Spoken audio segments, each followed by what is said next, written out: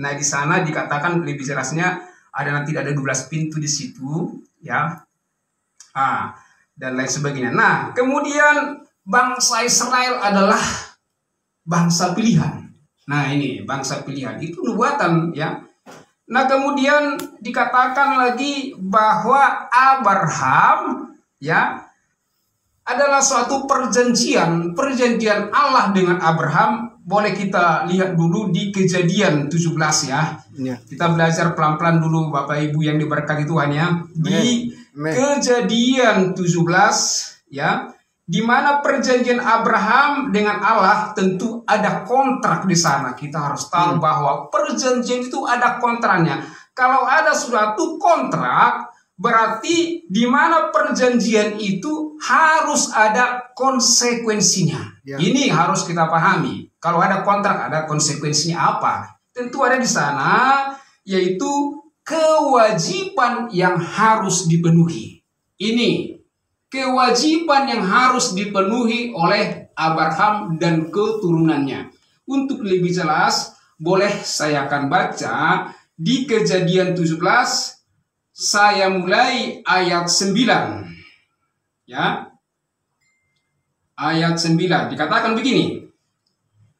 Kejadian 17 ayat 9. Lagi firman Allah kepada Abraham, dari pihakmu engkau harus memegang perjanjianku. Nah, ini katanya, kata Allah kepada Abraham, memegang perjanjianku, engkau dan keturunanmu turun-temurun. Ini. Jadi turun-temurun, ya. Ayat 10, inilah perjanjianku yang harus kamu pegang.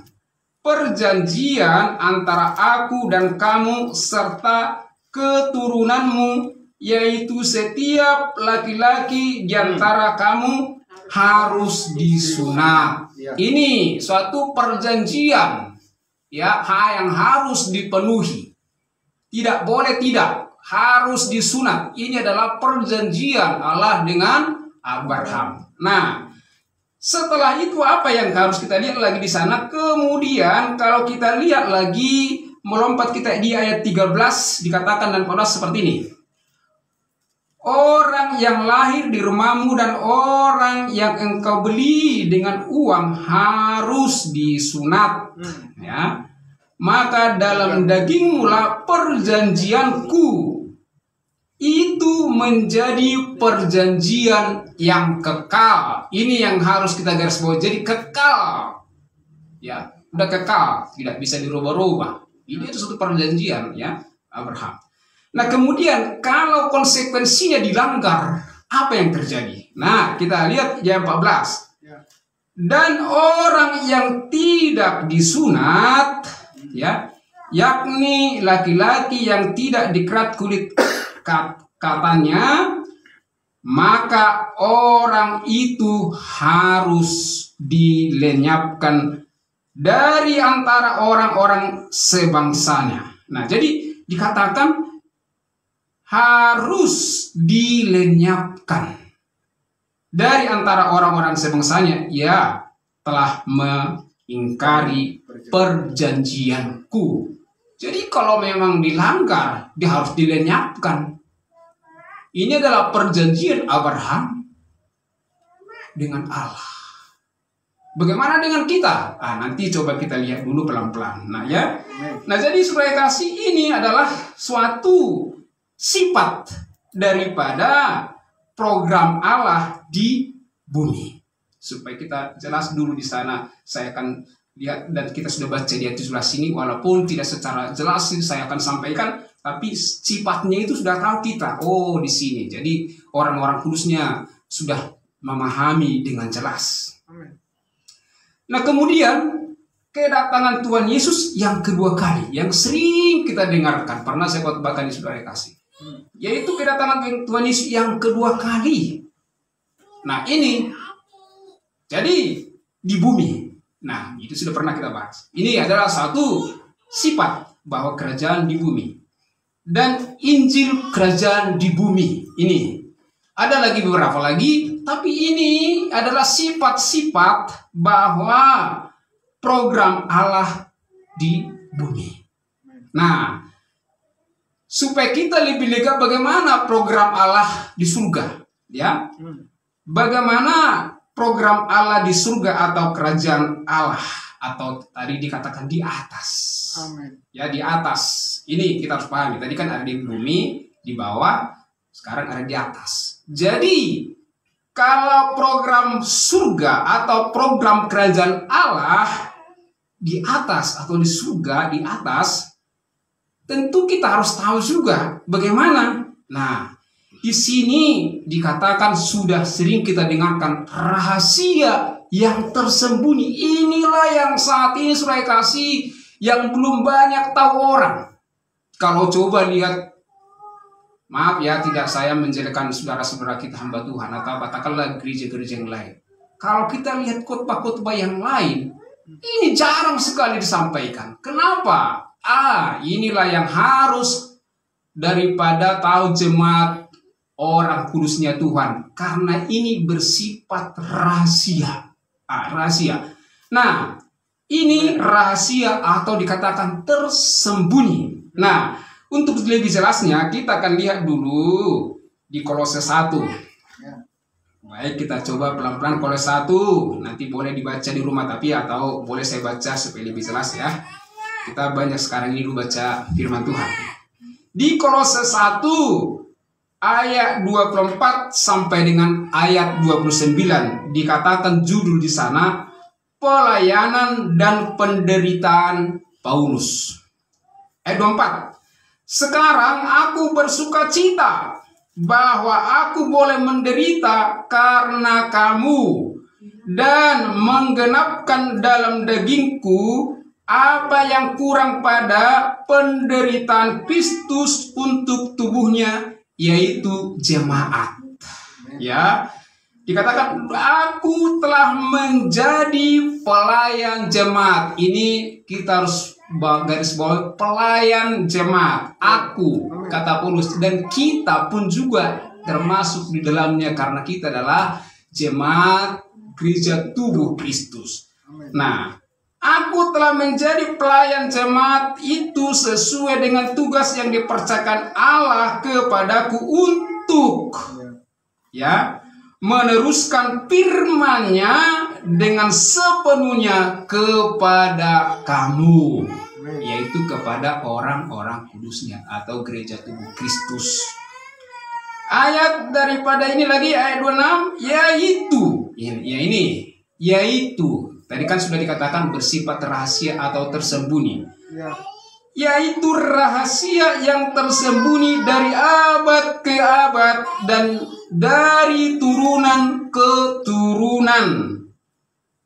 Tetapi yang sekarang dinyatakan kepada orang-orang kudusnya. Garis bawah sekarang.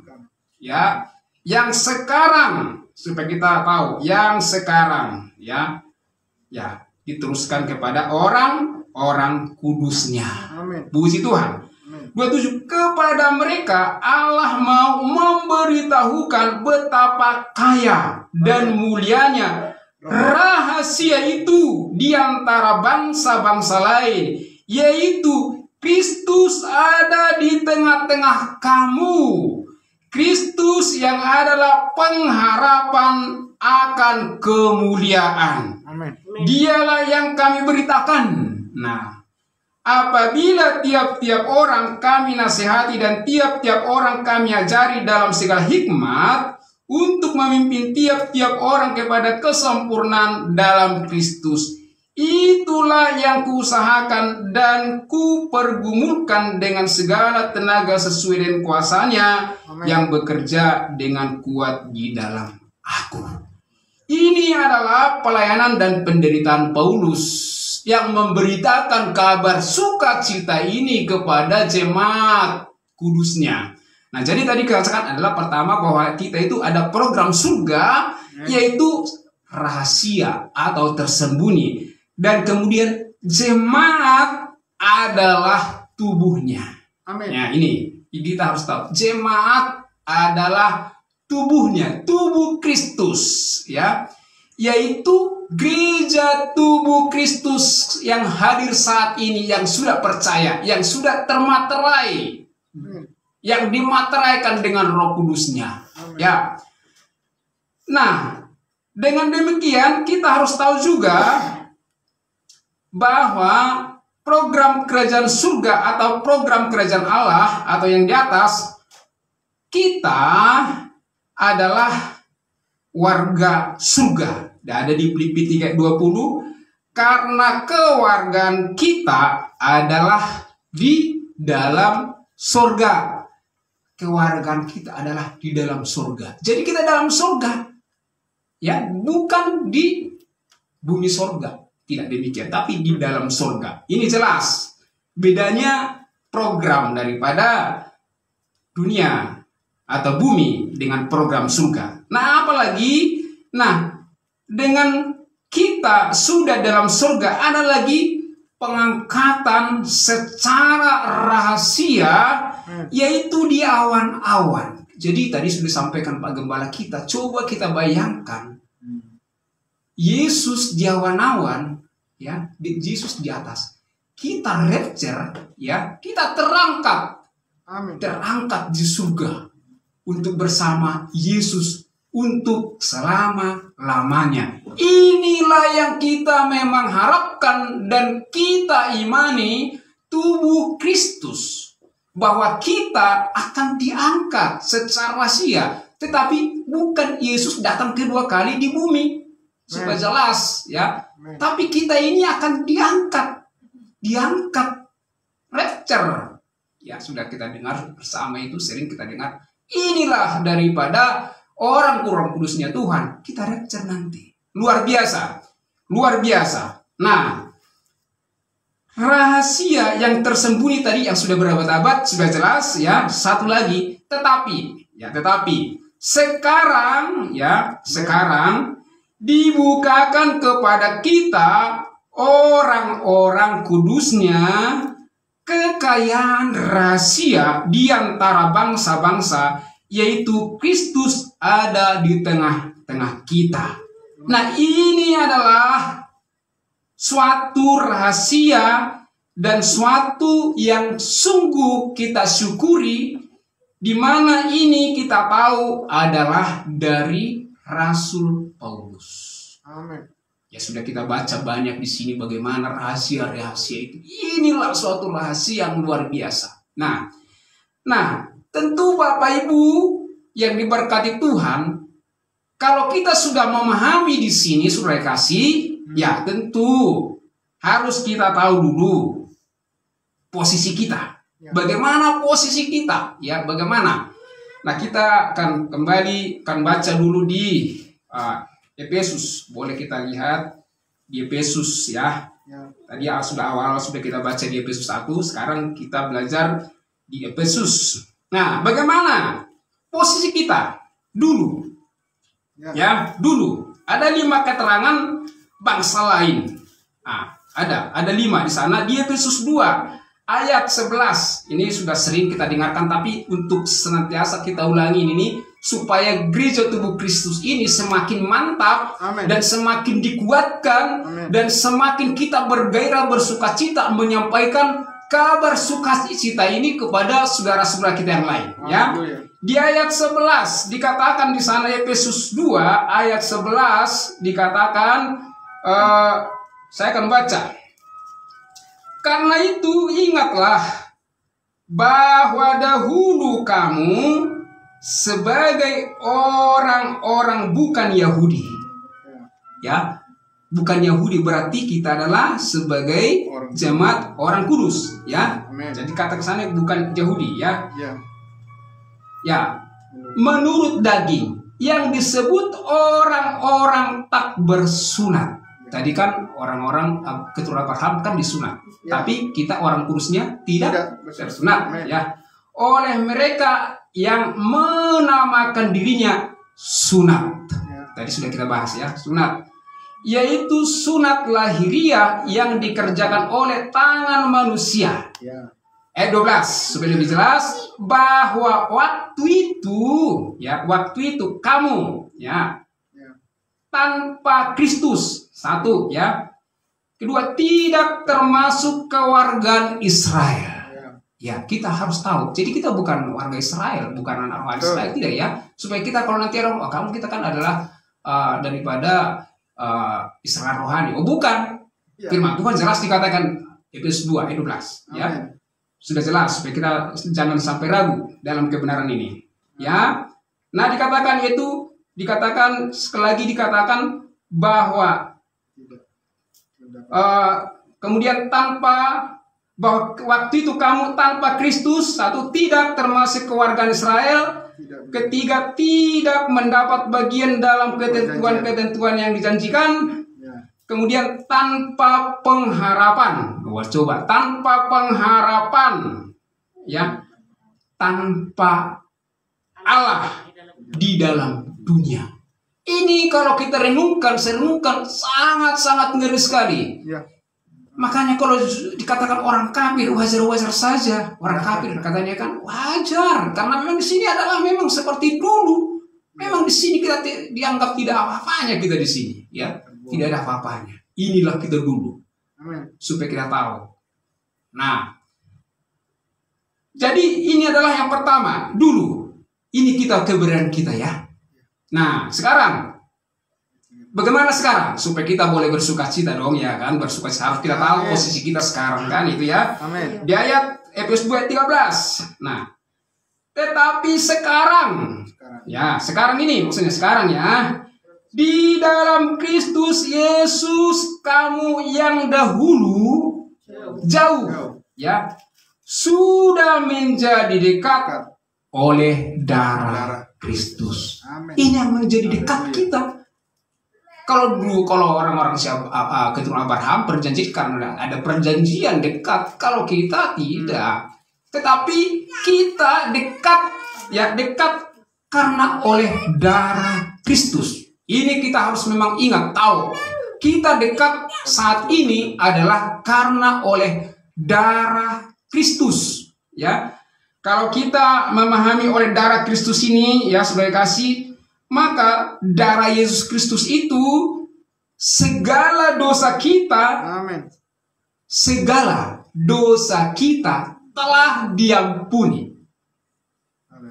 Kalau orang Israel tidak sebagian-sebagian, tapi kalau orang kudusnya segala.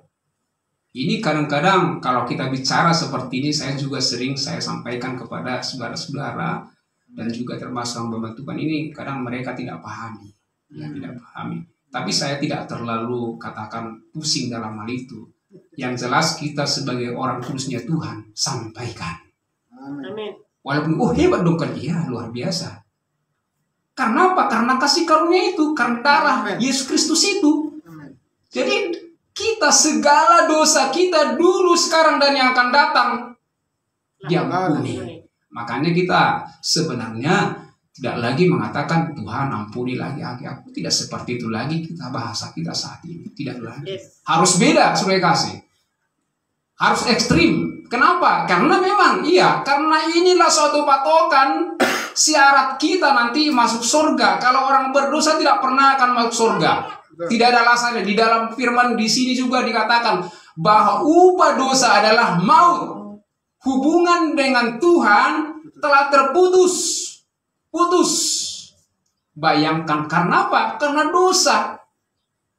Jadi orang-orang saat ini ampunilah aku Tuhan, katanya lah. Bagaimana Tuhan sudah mengampuni? Karena hanya satu kali Yesus mati di kayu salib untuk selama-lamanya. Satu kali, bukan 2 kali lagi. Kalau memang orang kita minta saat ini ampunilah aku Tuhan, ya harus 2 kali. Sekali lagi Yesus harus mati, ya tidak begitu lagi. Orang cuma sekali kok Yesus mati untuk selama-lamanya. Jadi kita orang kudusnya Tuhan harus percaya, harus yakin dengan iman bahwa segala dosa kita telah diampuni Tuhan dulu, sekarang, dan yang akan datang. Berikan tepuk tangan dulu untuk Tuhan kita. Haleluya. Ini adalah suatu kabar sukacita yang Tuhan sampaikan kepada orang kudusnya, yaitu rahasia yang tersembunyi, yang belum banyak tahu orang saat ini, saudara kasih. Tapi berbahagialah kita, orang-orang kudusnya Tuhan, ketika kita ini mengerti, memahami, dan juga beriman di sana. Ketika nanti Yesus atau suatu waktu kita tidak lagi hidup di dalam dunia ini, atau katakan kalaupun nanti suatu saat saya dan saudara telah meninggalkan dunia yang fana ini, pastikan bahwa kita itu adalah di dalam surga. Tadi sudah kita baca, ya. Sudah kita baca nanti di Filipi 3 ayat 20 itu. Ini kabar sukacita yang luar biasa, saudara kasih. Nah jadi, dengan kemudian saudara kasih bahwa segala dosa kita telah diampuni di kayu salib atas kematian Tuhan Yesus dan bangkit pada hari yang ketiga. Ini menjadi sukacita yang luar biasa, luar biasa. Nah, dengan demikian maka pekerjaan Tuhan Yesus yang disuruh oleh Bapa kita Allah sudah selesai. Amen. Sudah selesai. Makanya dia naik ke surga. Sekarang Allah Bapa kita Yesus Kristus sudah di surga. Sudah selesai tugas-tugasnya menyampaikan berita sukacita ini, ya, bahwa setiap orang yang percaya kepadanya tidak binasa melainkan beroleh hidup yang kekal. Artinya ketika kita sudah percaya, maka Roh Kudusnya dimateraikan menjadi jaminan dalam setiap hidup kita. Ini luar biasa. Jadi tidak lagi kita, saudara-saudara kasih, untuk saat ini selalu bergumul, oh Roh Kudus berhembuslah engkau Roh Kudus. Roh Kudus datanglah engkau dalam ibadah kami ini. Mari kita sungguh-sungguh meminta supaya Roh Kudus hadir di dalam jemaat kita. Rasa bukan itu lagi, saudara kasih. Roh Kudus itu sudah ada dalam diri kita.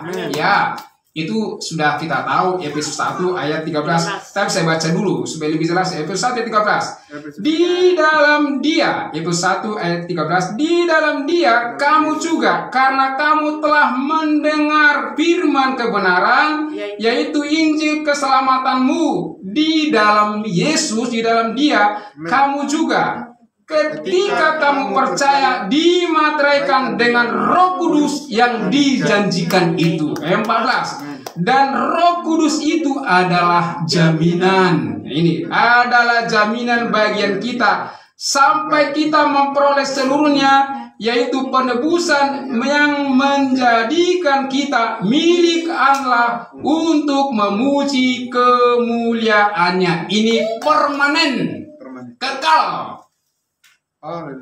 Biar tahu kita kekal. Roh Kudus itu ada dalam diri kita, kekal selama-lamanya. Ini kita harus aminkan, ini kita harus kabarkan, ini harus kita nikmati. Amen. Sebagai orang-orang kudusnya Tuhan. Nah, ini adalah sekarang. Sudah jelas ya posisi kita sekarang ini, sudah jelas. Amen. Jadi tidak lagi kita posisi bagaimana sih posisi kita saat ini, saya nggak tahu, saya orang berdosa, kan tidak lagi demikian, ya. Jadi kita sudah jelas tadi bahwa segala dosa kita telah diampuni Tuhan. Amin. Ya, sekali untuk selama-lamanya. Oke. Nah, saudara kasih, berarti kita sudah merdeka, ya. Merdeka. Kita sudah merdeka, aman dalam secara. Kita saat ini seperti Indonesia sudah merdeka, ya, merdeka. Sudah merdeka, kita bebas. Bebas, ya, bebas. Tapi ingat ya, bebas harus kita pahami. Jadi ada orang-orang, pernah saya bicara seperti ini, dikatakan bahwa kasihkan terlalu murahan. Tidak demikian maksudnya.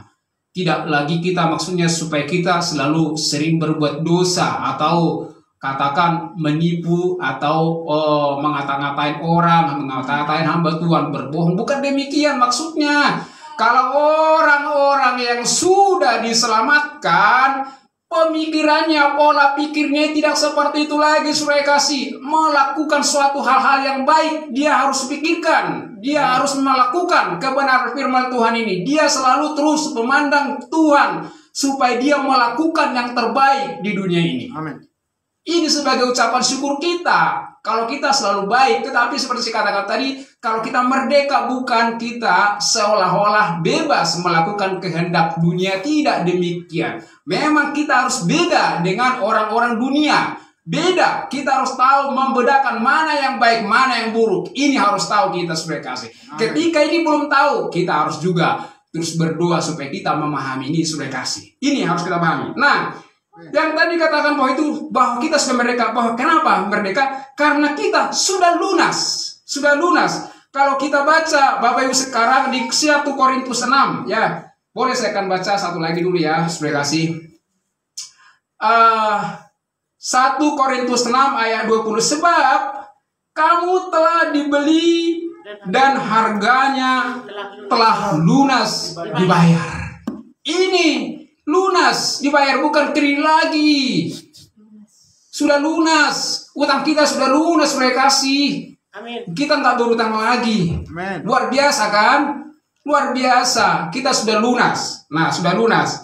Nah, kemudian bahwa setelah kita sudah lunas, ya tentu mereka kasih, kita sudah selamat. Selamatlah kita. Amin. Selamatlah kita seperti di Efesus 2 ayat 89 ini dikatakan di sana. Sebab karena kasih karunia kamu diselamatkan melalui iman. Di sini dikatakan oleh iman, tetapi kalau KJP ini kita baca dalam ini dikatakan melalui, ya, melalui, bukan oleh, ya.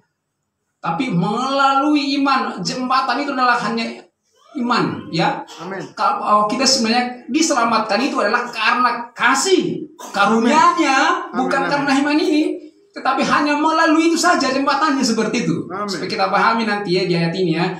Nah, sekali lagi saya akan baca, sebab karena kasih karunia, ini harus kita pahami, kamu diselamatkan melalui iman. Itu bukan hasil usahamu, tetapi pemberian Allah. Amin. Itu bukan hasil pekerjaanmu. Jangan ada orang yang memegahkan diri. Berarti Bapak Ibu yang diberkati Tuhan, kita diselamatkan ini adalah cuma-cuma pemberian Allah, grace, kasih karunia-Nya.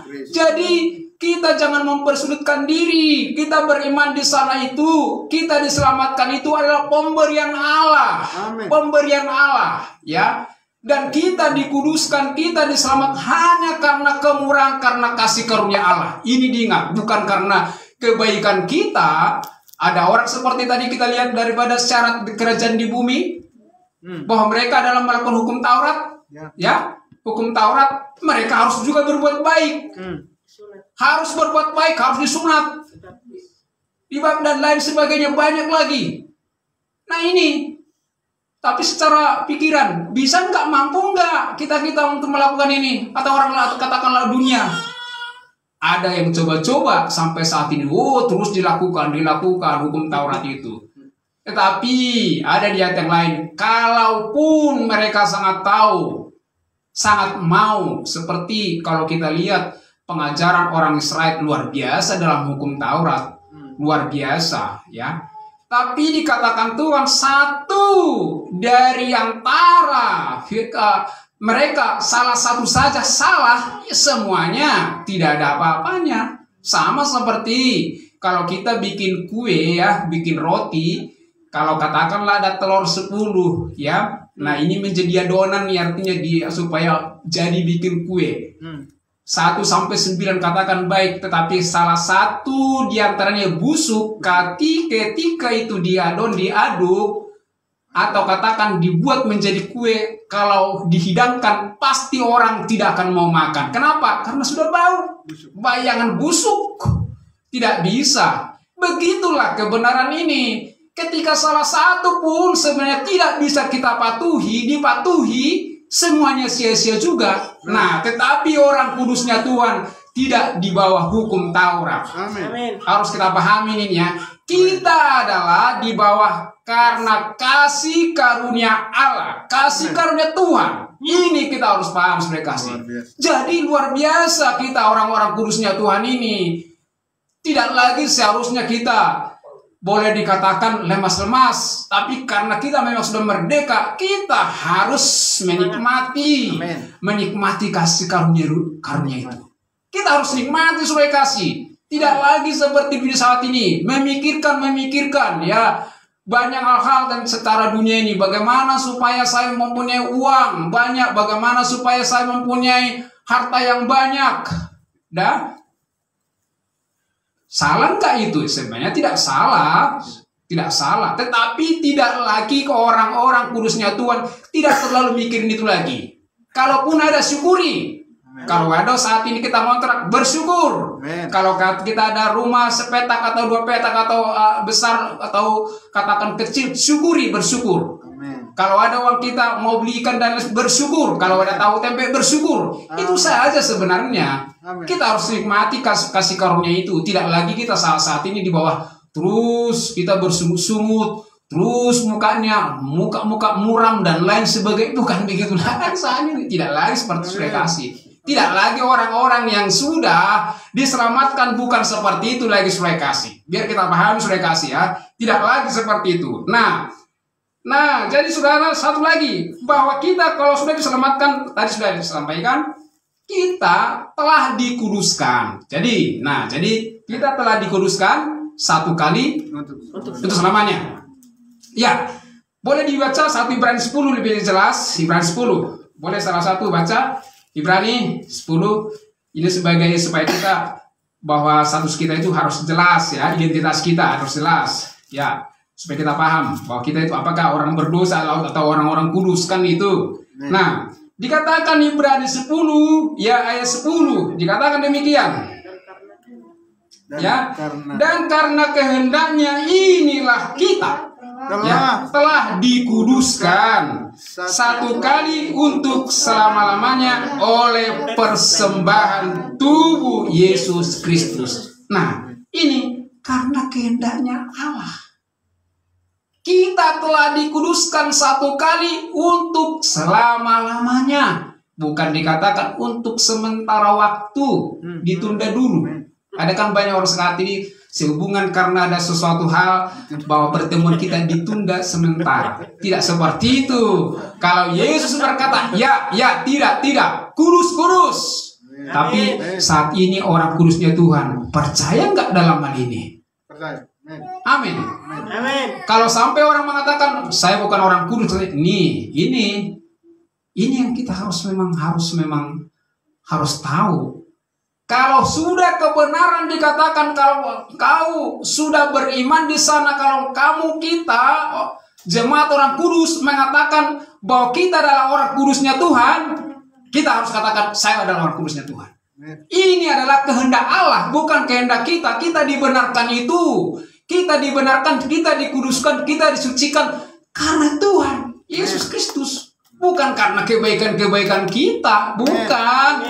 Jadi kalaupun saudara baik kepada hamba-hambanya, kepada suaminya, kepada anaknya, kepada istrinya, ya bukan itu suatu syarat untuk masuk surga, bukan. Tetapi kita harus tahu bahwa orang-orang yang sudah selamatkan Tuhan, orang-orang kudusnya Tuhan, ya haruslah baik-baik lah kan, harus baik-baiklah kepada suaminya, baik-baiklah kepada istrinya, baik-baiklah anak kepada bapak mamanya, dan juga saudara-saudara kita yang lain. Di sini harus memang kita tampil beda.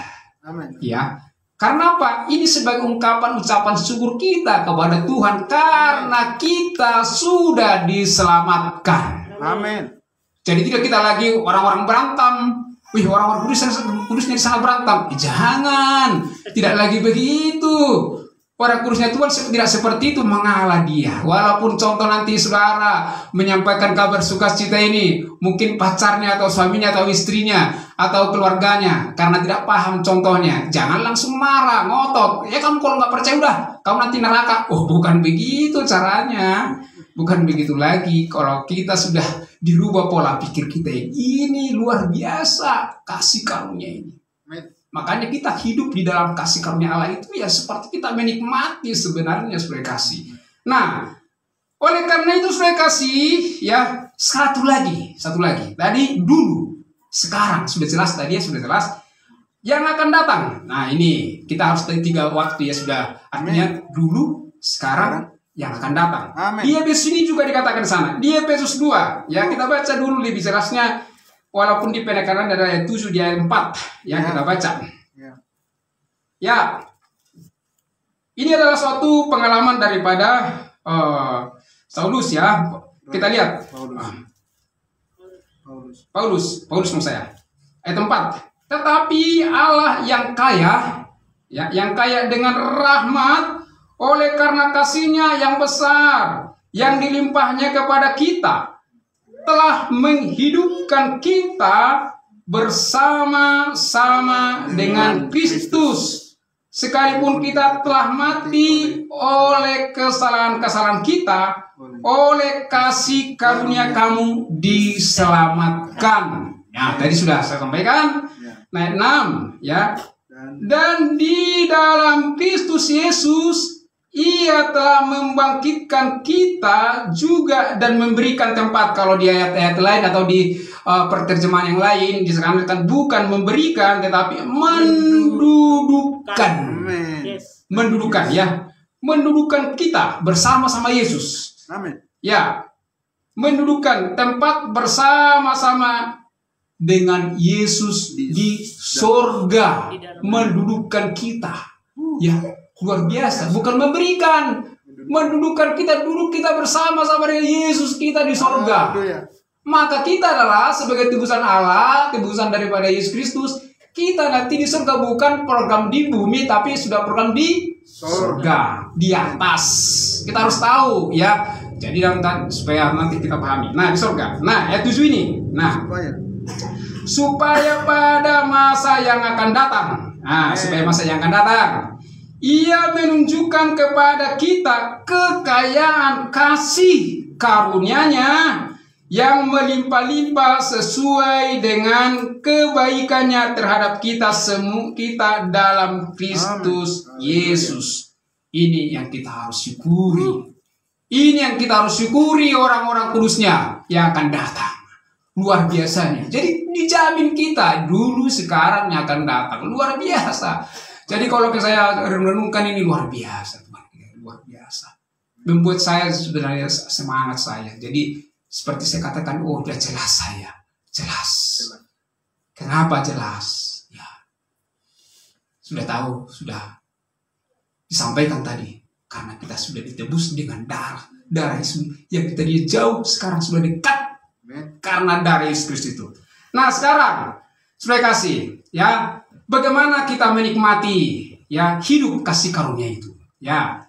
Tentu puji Tuhan, kita sampai saat ini harus kita sadari bahwa setiap hari kita telah menikmati kasih karunia Tuhan Yesus yang memberikan kita hidup sampai dengan saat ini. Itu semua karena kasih daripada anugerahnya yang luar biasa. Kalau tadi sudah disampaikan hambanya, kita ada di saat ini, itu kita syukuri. Sementara saat ini saudara-saudara kita yang saat itu terkhusus di bangsa kita, ya, kita secara manusia menangis karena keadaan-keadaan yang begitu sangat memilukan, yang banyak meninggal dan juga kena COVID saat ini. Sampai rumah sakit sudah full.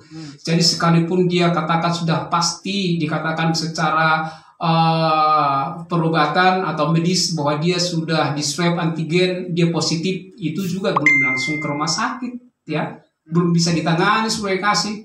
Kalau dulu langsung cepat, tapi ini tidak nggak langsung ditangani dulu. Kenapa? Saking banyaknya. Nah, maksudnya saya di sini, maksud kita di sini, ini bahwa saat ini sangat-sangat genting kita harus banyak berdoa supaya kita diberikan Tuhan orang kudusnya kekuatan. Amen. Kekuatan, kita kuat. Kita bersukacitalah senantiasa di dalam Tuhan. Dikatakan sekali lagi, kukatakan bersukacitalah. Ini kata Tuhan. Amen. Nah, saat ini sudah kasih, kita harus nikmati kasih karunia itu. Kita harus hidup. Kita harus menikmati. Karena apa? Karena kasih karunia daripada Allah itu, ya, kekal, ya, kekal. Dan juga kita harus tahu bahwa hidup kasih karunia itu sejak kita lahir sampai nanti pun mati, kita harus tahu bahwa kita itu harus kita nikmati kehidupan kekal atau kasih karunia itu. Kenapa? Karena kita sudah dijamin Tuhan kita.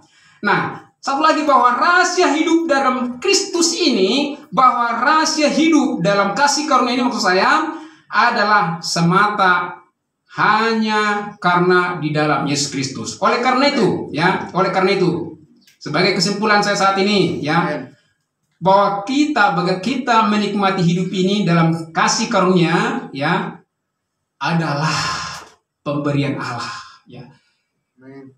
Kita sudah percaya kepada Yesus, telah dimateraikan, dengan Roh Kudusnya kita sudah dijamin di bumi saat ini. Kita pun sampai di surga sudah dijamin. Ini menjadi suatu sukacita. Oleh karena itu, saya sebagai hamba Tuhan saat ini kita berdoa kepada teman-teman kita yang tidak bisa hadir saat ini, supaya Tuhan pulihkan, sehingga yang sakit kita yakin dengan saat ini kita berdoa mereka boleh sehat. Kita bersatu dalam doa supaya saudara-saudara kita yang lain boleh sehat. Kita berdoa. Amen. Luar biasa Bapa penyertaan-Mu dan juga ungkapan hati-Mu kepada kami orang kudus-Mu pada pagi hari ini. Sungguh luar biasa Bapa, supaya kami mempunyai dan menikmati kasih karunia ini di dalam hidup ini. Amen. Kami tidak perlu lagi Tuhan takut melihat kondisi-kondisi yang ada saat ini. Tetapi kami syukuri itu semua karena ada rencana Tuhan yang luar biasa di tengah-tengah jemaat-Mu, gereja tubuh Kristus, orang kudus-Mu, supaya kami saat ini Tuhan lebih banyak tenang dan fokus kepada kehidupan kekal dan fokus kepada Yesus di dalam hidup ini. Karena ketika kami fokus dan bersama-sama kami dekat dengan Tuhan, kami menikmati suatu sukacita yang luar biasa. Oleh karena itu Tuhan, saat ini kami berdoa, sekalipun hamba sudah selesai menyampaikan isi hati-Mu, tapi Roh Kudus-Mu bekerja dengan luar biasa, sehingga Roh Kudus-Mu terus Bapa bekerja dengan luar biasa, agar kebenaran firman Tuhan ini Tuhan boleh bertumbuh dengan baik, dan boleh kami beriman bahwa segala sesuatu yang Tuhan berikan kepada kami itu adalah karena kasih karunia Allah. Kami berdoa Tuhan saat ini kepada saudara-saudara kami yang sakit, yang lemah tubuh. Dengan kerendahan hati jemaat-Mu, gereja tubuh Kristus, orang kudus-Mu saat ini Tuhan datang menghampiri Tuhan Yesus, agar Tuhan memberikan kekuatan kepada mereka. Kami percaya mereka telah disembuhkan Tuhan dengan kuasa darah Yesus Kristus Tuhan kami. Biarlah mereka saat ini Tuhan bersukacita, dan mereka mempunyai pengharapan yang pasti bahwa mereka telah disembuhkan oleh Yesus. Oleh karena itu Tuhan kami berdoa, biarlah Bapa kasih karunia-Mu boleh kami nikmati orang-orang kudus-Mu saat ini. Terlebih Bapak saat kita berdoa kepada seluruh atau semua yang hadir saat ini, mungkin ada problem-problem masalah yang dihadapi. Bapak saat ini kasih karunia-Mu lah Tuhan yang boleh kami nikmati dalam hidup ini. Kami pasti bersukacita ketika kami boleh merenungkan kebenaran ini. Pastilah kami Tuhan boleh lagi lebih semangat dalam hidup ini. Amen. Bahwa kami pasti Tuhan tolong dalam setiap hidup kami. Ketika kami bermasalah, ada suatu solusi jalan keluar dalam hidup kami. Tetapi kami tidak pernah bersungguh-sungguh di dalamnya, tapi kami selalu bersukacita di dalam Tuhan. Hamba-Mu diberkati Tuhan di tempat ini. Apapun Tuhan menjadi pergumulan hamba-Mu, kami percaya bahwa Tuhan selalu bersama-sama hamba-Mu menolong pelayanan di tempat ini. Amen. Supaya pelayanan di tempat ini semakin diberkati Tuhan dengan luar biasa. Amen. Terima kasih Bapa, terpuji-pujilah nama-Mu sebab Engkau baik. Inilah doa kami dan kami bersyukur dalam nama Yesus Kristus. Haleluya, haleluya, amin. Amin. Saya serahkan kepada Pak Gembala.